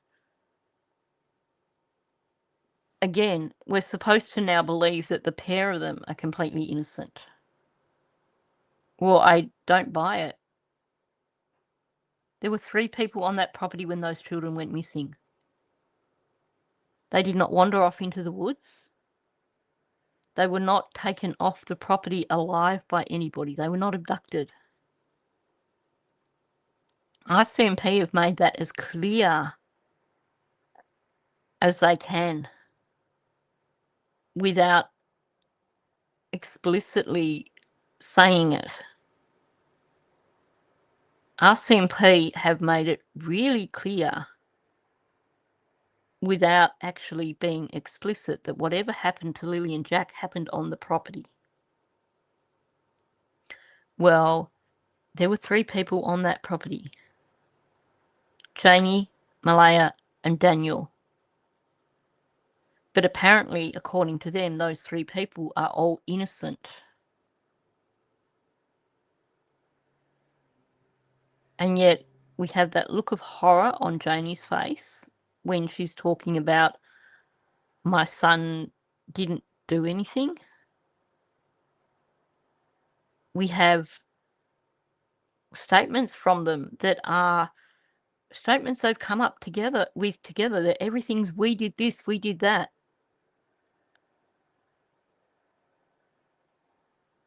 It's all an agreed narrative. Something happened to Lily and Jack on that property. That there's no other way of looking at it. RCMP, everything they've said verifies that. Then we have so much leakage from Janie and Daniel that also points to something happening on that property. So while the 3 of them continue to plead their innocence, how can they claim to be innocent when there's no way that you can take this off the property and they were there? Yeah. Some of them, none of them are innocent, some just maybe less guilty than others. Yeah, Janie, this is where it all happened. Every single one of them, when they talk about Lily and Jack going missing, they talk about a single event. This is where this happened, that this happened.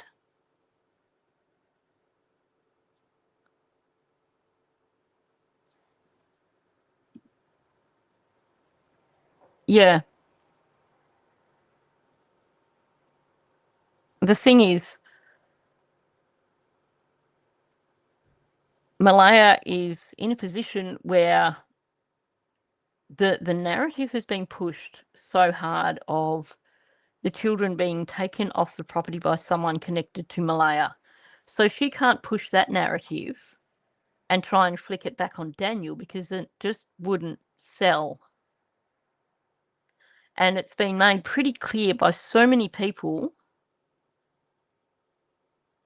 that there's no way that Lily and Jack wandered off into the woods. So the only option left to Malaya is to plead complete. She doesn't know what happened. And she can't implicate Daniel, because if she were to try and implicate Daniel and say, well, maybe he did something to them, people are going to turn around and say, well, you were there. Why aren't you saying anything? You must have seen something. So her only option for making herself sound innocent is to make Daniel sound innocent. Well, there's that, Dawn, for sure. Why did Malaya say to Belinda that Justin was there?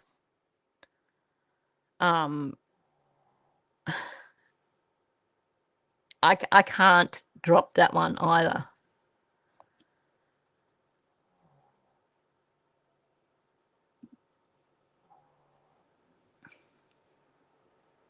I think Janie has been very much overlooked. There's so much leakage in her statements. I I've said this several times, there's a lot of cognitive dissonance there. I think there's a part of Janie that wants to do the right thing. But then there's the part of her that has to protect her son.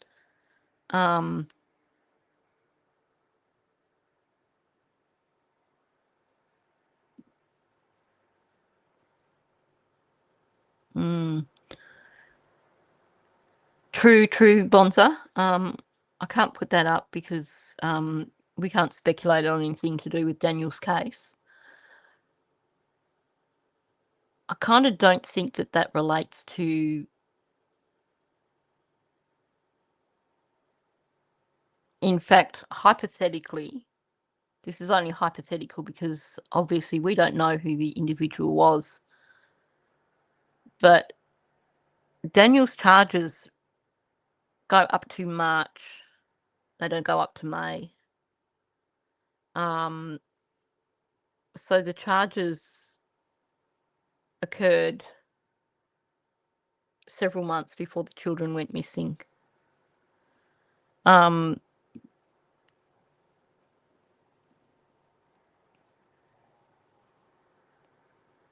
the kids, Justin crying uncontrollably. Logan saying, even my father cried. We've got Janie and apparently Logan saying, they don't blame you or something. And Janie going, something along the lines of, you know, had I paid attention to them or something, this never would have happened.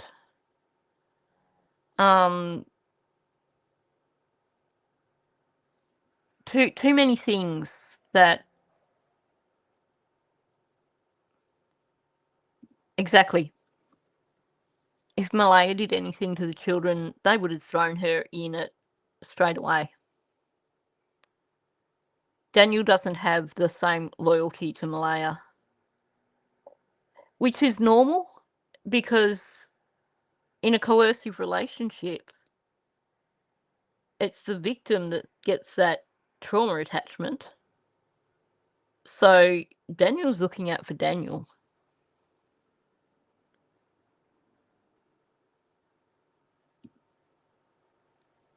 Yeah, I think that's true too. I think a lot of that interview was trying to make sure that she didn't give Daniel anything that he could weaponize. I think you're right about that.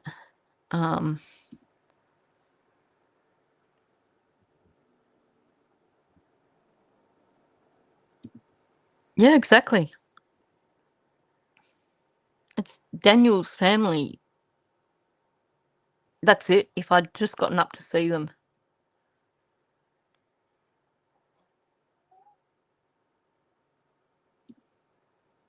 Yeah, that's what I was trying to say in my jumbled way. Her only option is to protect him. Because if she says anything that's going to incriminate Daniel, she was there with him. So it's going to incriminate her as well in terms of being a witness and not saying anything.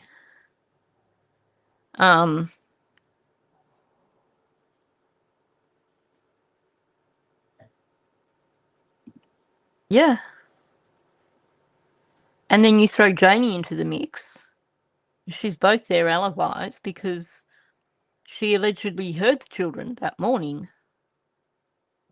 Although then we also have Janie claiming that she heard somebody shushing the children, and then she turns around and said, I didn't hear that. And you have Daniel repeating the same story.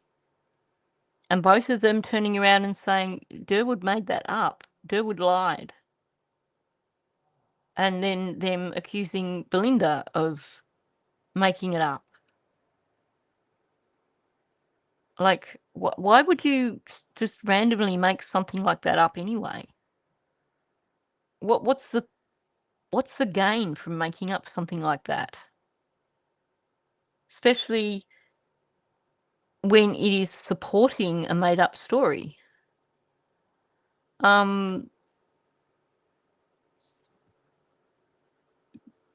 Yeah, exactly. I think they're protecting Justin because they don't want him to have to answer any questions.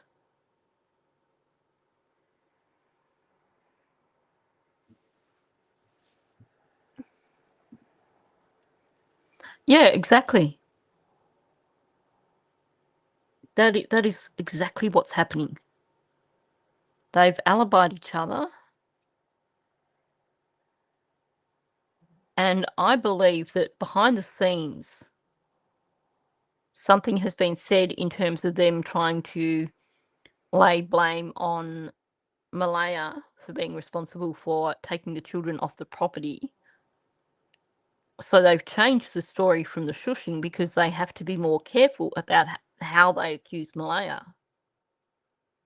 So now they've taken that off the table. They have to basically try and discredit Belinda and Durwood, who've repeated it. And yet Janie herself told Belinda that's what she heard. And didn't Daniel... Yeah, he did. I remember you saying that Daniel even shushed with his finger. So Daniel told Belinda about this on the 17th. And when he did that thing with his finger as he was saying shush. He put his finger up to demonstrate the shush thing. But apparently, you know, this is all in Belinda's imagination. Because, you know, let's believe Daniel and Janie over Belinda, because, like, who's got the most to lose here?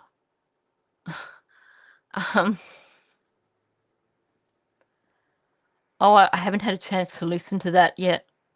I was going to listen to it, and then Malaya's interview dropped, so I need to go and listen.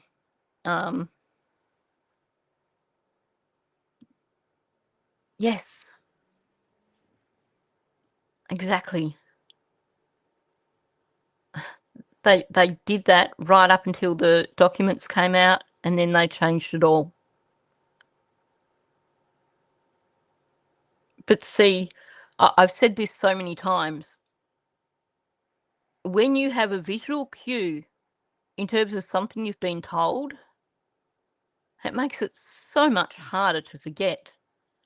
So the fact that Daniel did do the shush thing with his finger, I would like to see Daniel come out and explain how Belinda could have possibly misinterpreted that.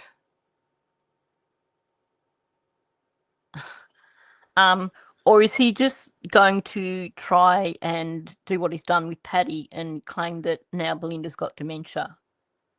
Because I think we've seen enough of Belinda on people's channels to know that that's not the case.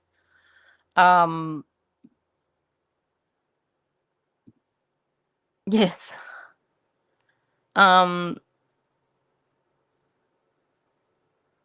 Durwood was on Hidden in the Fog again. It was about, I don't know, maybe 24 hours before Malaya's interview.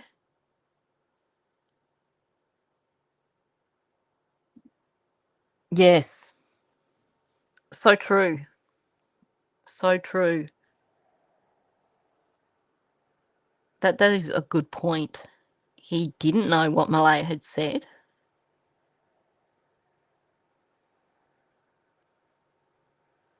Now, that all makes sense because the back down in terms of the full-on attack on Malaya, you know, they're on the reserve, that sort of thing, that definitely does fit in with the documents coming out and him realising that, you know, she hadn't dumped him in it.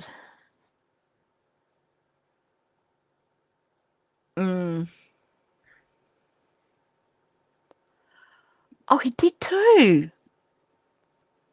Good observation.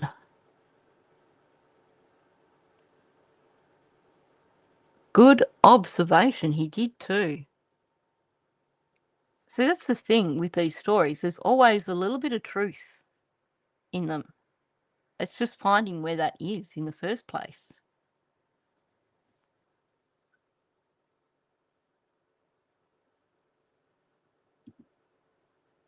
Yeah, I think that's one of the reasons why I haven't got to it yet. I might just read the transcript first. I'm not sure. I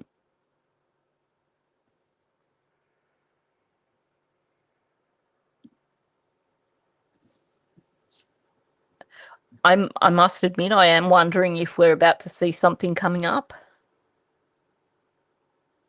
Now, apparently Malaya did that interview about a month ago. Which, yeah, it does make you wonder if there's more pressure being put on them at the moment, or if there's something about to drop that we're not aware of.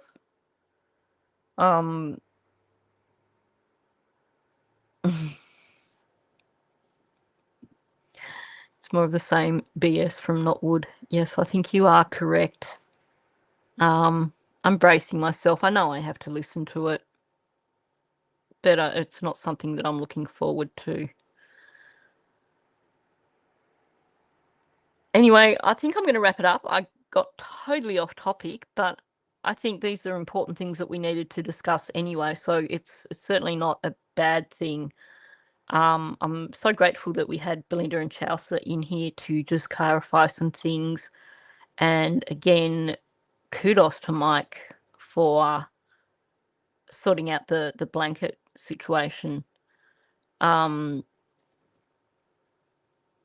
are truly, truly pathetic. The